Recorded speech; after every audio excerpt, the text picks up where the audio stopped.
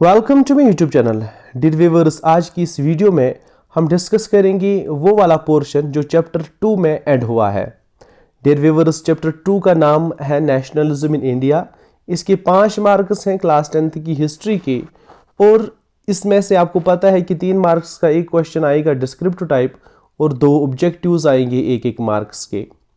Dear viewers, इस chapter में जो पोर्शन ऐड हुआ है वो ऐड हुआ है पेज नंबर 32 पे, जहां पे आपने रोलैट एक्ट पढ़ा था। ब्रिटिश ने 1919 में रोलैट एक्ट पास किया था, और उसके बाद एक इंसिडेंट यहाँ पे, एक वाकया यहाँ पे पेश आया था जिसको हम जानते हैं जलियांवाला बाग मैसेकर के नाम से।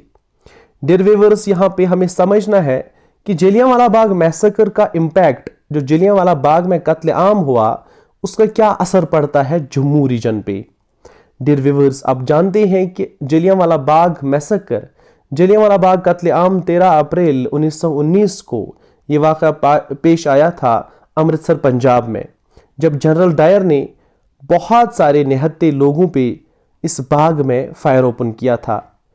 काफ़ी ज़्यादा लोग इसमें मारे गए थे और पूरे हिंदुस्तान में गुस्से की एक लहर दौड़ गई थी। पूरा हिंदुस्तान गुस्से में था और पूरे हिंदुस्तान में ब्रिटिश के खिलाफ जज्बात पीक पर थे। डियर व्यूअर्स, ये इंसिडेंट पेश आता है पंजाब में, और पंजाब जो है, पंजाब क्लोज है जम्मू की, इनका बॉर्डर टच होता है, इनकी बाउंड्री टच होती है। अब जो भी इंसिडेंट्स पंजाब में पेश आ रहे हैं, जो भी मोमेंट पंजाब में चल रही है, उसका इंपैक्ट डेफिनेटली जम्मू पे पड़ेगा।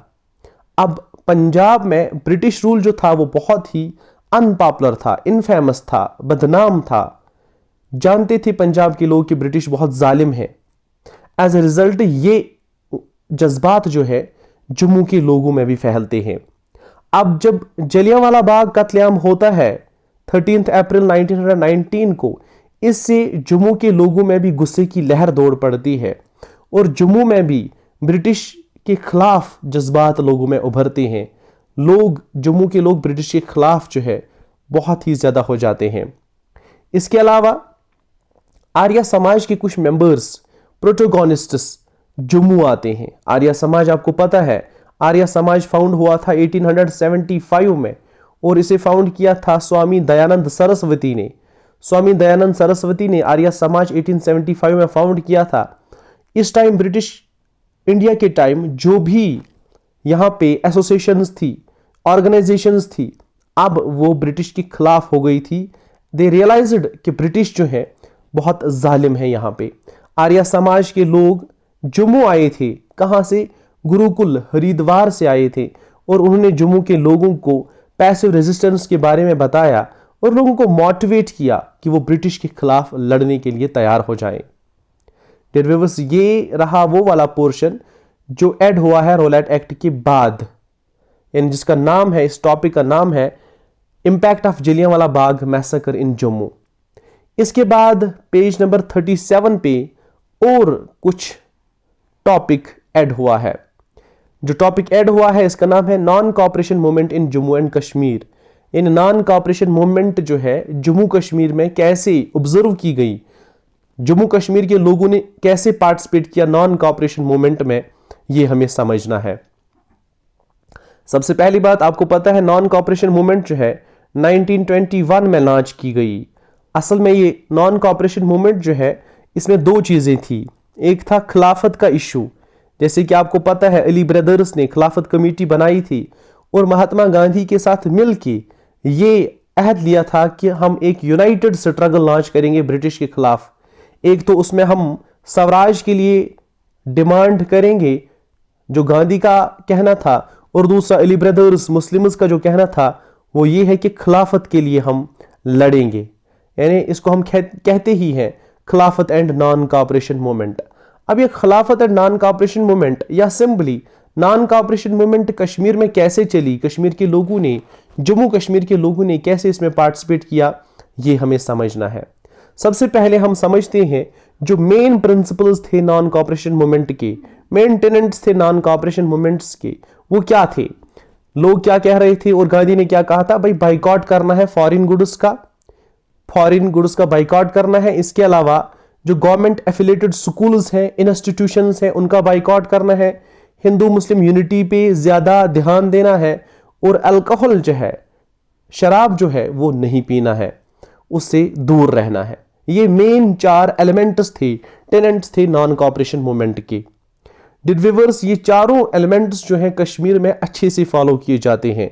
कश्मीर के लोग बाइकाट करते हैं फॉरेन गुड्स का, कश्मीर के लोग, जम्मू कश्मीर के लोग गवर्नमेंट एफिलेटेड स्कूल्स का बाइकाट करते हैं, हिंदू मुस्लिम यूनिटी को बरकरार रखते हैं और शराब से परहेज करते हैं, शराब से दूर रहते हैं। इनको ऑब्जर्व किया जाता है, इन सारे टेनेंट्स को, उसूलों को ऑब्जर्व किया जाता है जम्मू कश्मीर में। जम्मू कश्मीर में, खासकर जम्मू में, एक इंस्टीट्यूशन हब बनता है पॉलिटिकल एक्टिविटीज का। यह इंस्टीट्यूशन होता है एक कॉलेज जिसका नाम होता है Prince of Wales College Jammu. Prince of Wales College Jammu आपको पता ही है 1906 में एस्टैब्लिश किया गया था प्रताप सिंह के टाइम पे, जब जम्मू कश्मीर में इंग्लैंड का एक प्रिंस, यानी वेल्स का एक प्रिंस, जो आइलैंड है वहां पे, वेल्स का प्रिंस जब यहां पे जम्मू में आता है, विजिट करता है, तो उसी की उस विजिट को यादगार रखने के लिए यहां पे एक जम्मू में एक कॉलेज बनाया जाता है जिसका नाम होता है Prince of Wales College Jammu. अब इस कॉलेज का अब जो नाम है वो है government Gandhi memorial college science college. ठीक है, अब इसका नाम है government Gandhi memorial science college. तो तब ये कॉलेज, उस टाइम ये कॉलेज जो था, ये एफिलेटेड था, किसकी एफिलेशन के साथ था? पंजाब यूनिवर्सिटी के साथ इसकी एफिलेशन थी। अब यही कॉलेज जिसका नाम था उस time Prince of Wales College Jammu, ये यहाँ पे सेंटर बनता है, हब बनता है सारी नेशनलिस्ट एक्टिविटीज का। जो भी political activities, national activities Jammu Kashmir में होती हैं, उनका हब, उनका सेंटर कौन बनता है? उनका सेंटर बनता है Prince of Wales College Jammu. Dear viewers, Prince of Wales College Jammu के जो स्टूडेंट्स हैं वो throughout non cooperation movement में, पूरी नॉन कॉपरेशन मूवमेंट में एक्टिवली पार्टिसिपेट करते हैं। वो करते क्या है? वो क्लासेस का बाइकआउट करते हैं, वो जुलूस निकालते हैं, इसके अलावा वो ब्रिटिश के खिलाफ नारेबाजी करते हैं।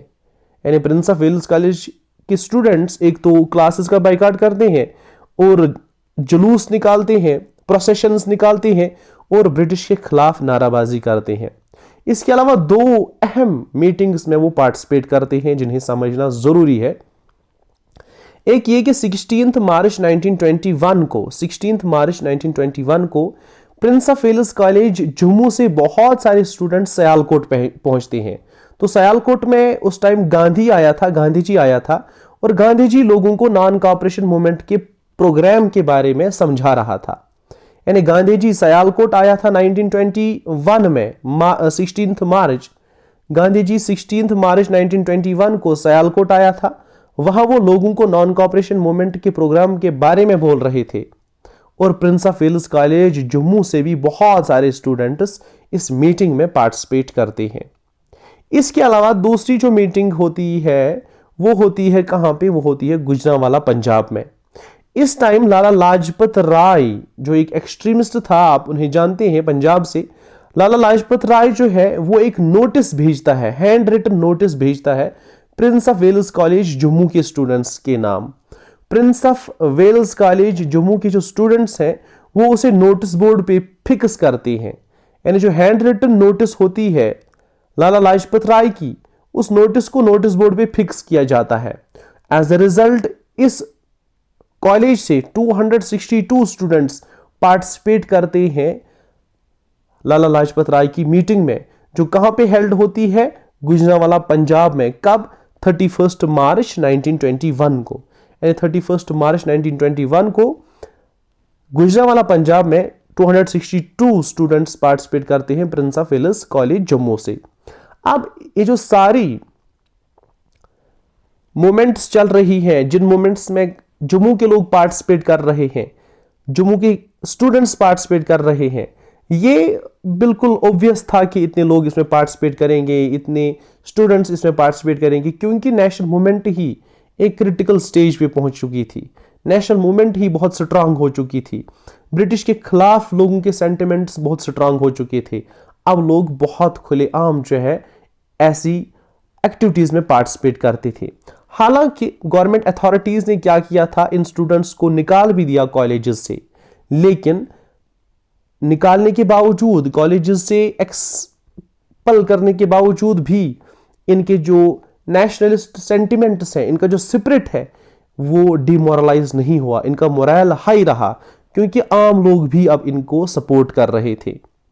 एक और इंपॉर्टेंट चीज जो आपको समझनी है वो ये है कि बाइकॉट ऑफ फॉरेन क्लॉथ भी एक इंपॉर्टेंट प्रोग्राम रहा जम्मू कश्मीर में। नॉन कॉपरेशन मूवमेंट में सबसे, अगर हम कहेंगे सबसे ज्यादा अहम प्रोग्राम जो था, सबसे अहम प्रिंसिपल जो था वो था कि फॉरेन क्लॉथ का बाइकॉट करना है, और इसको भी ऑब्जर्व किया जाता है जम्मू और कश्मीर में।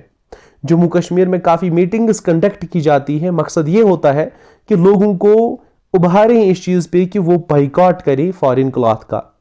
यानी जो मीटिंग्स होती है इनका मकसद होता है लोगों को समझाना कि बाइकॉट करो फॉरेन क्लॉथ का, अपने ही कंट्री के, अपने ही देश के कपड़े इस्तेमाल करो, हिंदू मुस्लिम यूनिटी बरकरार रखो और शराब से परहेज करो। यही मकसद था इन सारी मीटिंग्स का जो कंडक्ट की जाती थी जम्मू कश्मीर में during the time of non cooperation movement. अब चूंकि बाइकॉट हो रहा है फॉरेन क्लॉथ का, एज ए रिजल्ट जो बाहर से फॉरेन क्लॉथ जम्मू कश्मीर में आता है उसकी अमाउंट डिक्लाइन हो जाती है। तो डियर व्यूअर्स, आज की वीडियो में इतना ही, और जो पोर्शन ऐड हुआ है चैप्टर 2 में उसको हम नेक्स्ट 2 वीडियोस में कंप्लीट कर देंगे। हमारी चैनल के साथ बने रहिए, चैनल को सब्सक्राइब करके रखिए और बाकी स्टूडेंट्स के साथ भी शेयर करें। Thanks for watching this video.